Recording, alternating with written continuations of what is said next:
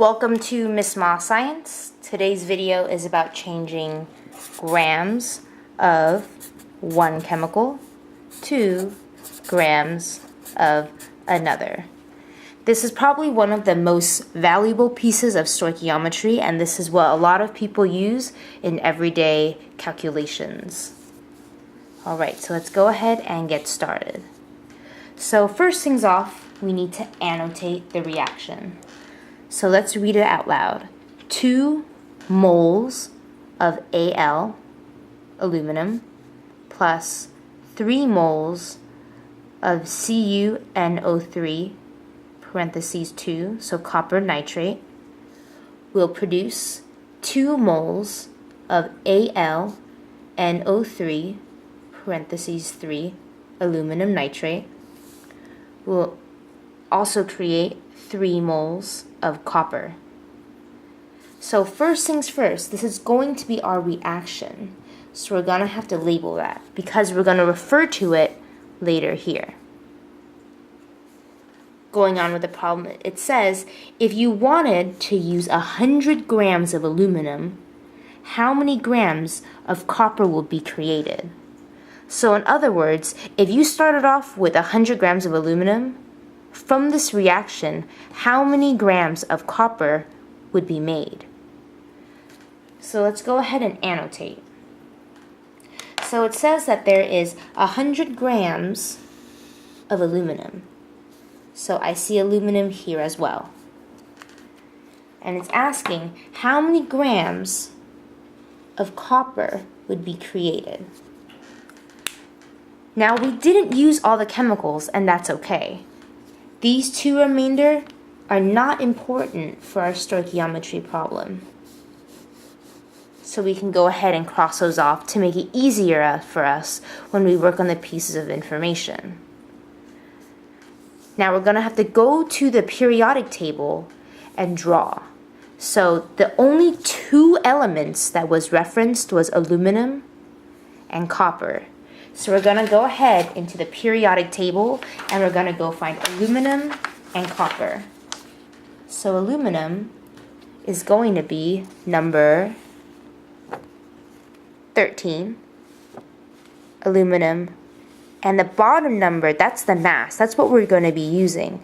It says 26.98. If we round it off, it would become 27 because the decimal is greater than 0.50. So we're going to put the atomic number 13 and the mass rounded number as 27.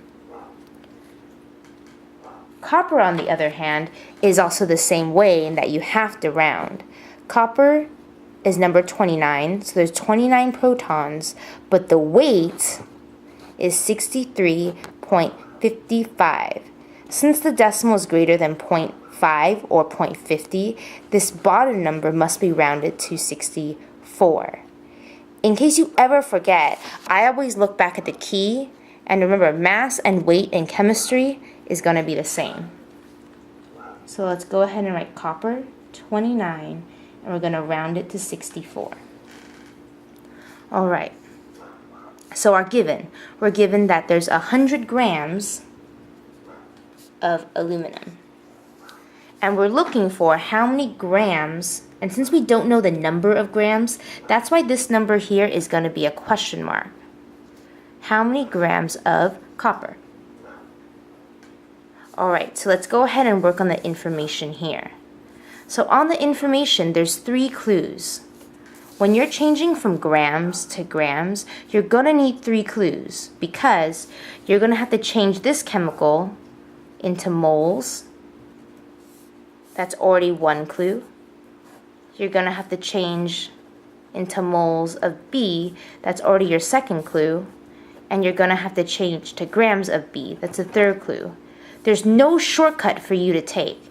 You have to take these 3 steps to get to your destination. And that's why there's going to be 3 clues. So clue number 1 and 2 look very similar. In fact, at this point, they're the same. It says from the PT, and if you forgot, PT means periodic table, PT. So from the periodic table, blank mole of blank weighs blank grams. So I see that my given and my desired, it says the word gram in each. That means I have to find the grams of both of these. So from the periodic table, by definition, the weights are for 1 mole.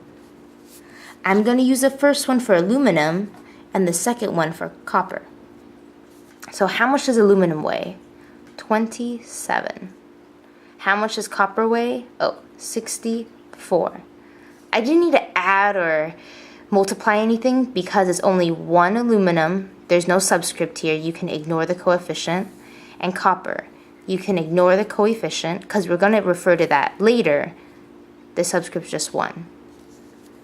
So it says from the reaction, going on to the third step, from the reaction, well, the reaction's up here. From the reaction, blank moles of blank will create blank moles of blank. So let's look at what we annotated. There's 2 things. So we can say 2 moles of aluminum will create 3 moles of copper. It seems a little bit like alchemy. If I started off with 2 moles of aluminum, how can I get more? 3 moles of copper. But remember, there's other reactions that we didn't mention. So it's still going to be a balanced equation. It's just uneven numbering based on how they were balanced from the full reaction. Alright, at this point we have 1 box left. Whew. So now with all this information, let's compile the information here. So as usual, you start off with your given. We're given 100 grams of aluminum. And now there's 3 fractions that we could write. So we're going to have different parts. This could be 1 clue, 1 mole of Al, and this can be a different clue, 27 grams. 1 mole of copper, that's another piece of a clue, weighs 64 grams. 2 moles of aluminum, that's part of the last clue. And finally, 3 moles of copper. So if you imagine these information boxes, we'll be rearranging them so that all the units is going to cross off so that we can finally get grams of copper. Alright, so before I even look here, what I'm going to do is I need the unit to be the same. If you forgot what a unit is, it's anything past the number. It's kind of like molarity, liters, kilometers that you've seen in your other science classes.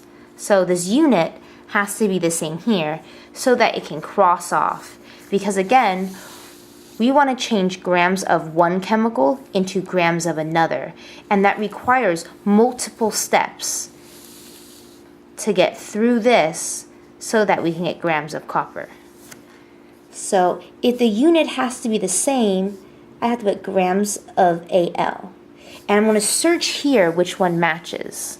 The only one that matches is the first one because it says 1 mole of Al, that's the same chemical, weighs 27 grams.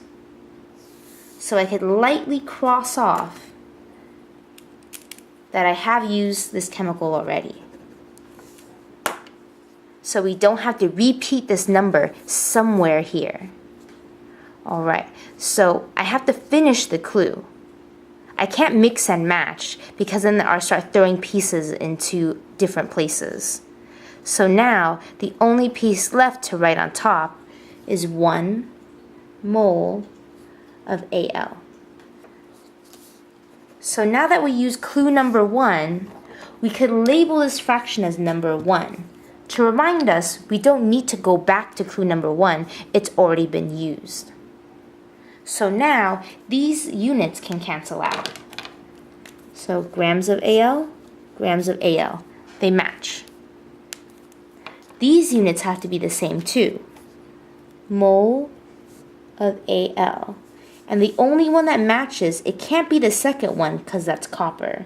It must be then the third one, 2 moles of Al. So I can lightly cross that off since I've used it already. And again, I can't mix and match different clues. I have to finish the same clue. So it says creates 3 moles of copper. That's the only one left for clue number 3. So we could label this fraction as clue number 3. So it says here 3 moles of copper. So I could lightly cross that off because I've used it again to remind myself not to go reuse a number from clue number 3. Lastly, again, I need this unit to be the same because moles of Al, these would cross off together. And we can't stop here. This says moles. We want to get grams of the final chemical. Remember, we're changing grams to grams, not grams to moles. So I need the same unit, mole of copper. And that matches right up here. 1 mole of copper, it weighs 64 grams. So you can go ahead and cross it off. We've used every single clue and every single fraction that needs to cancel out has canceled out. So the only unit remaining is 64 grams of copper. So what we're going to do now is we're going to go ahead and multiply all the numbers on top divided by all the numbers on the bottom. So we have 100 times 1 times 3 times 64 divided by 27 times 2 times 1. So when you do all the math, you're going to go ahead and result to 353 grams of copper. So now we've learned how to convert grams of A to grams of B. It's saying that if you started off with 100 grams of aluminum, you would result to 353 grams of copper after the reaction.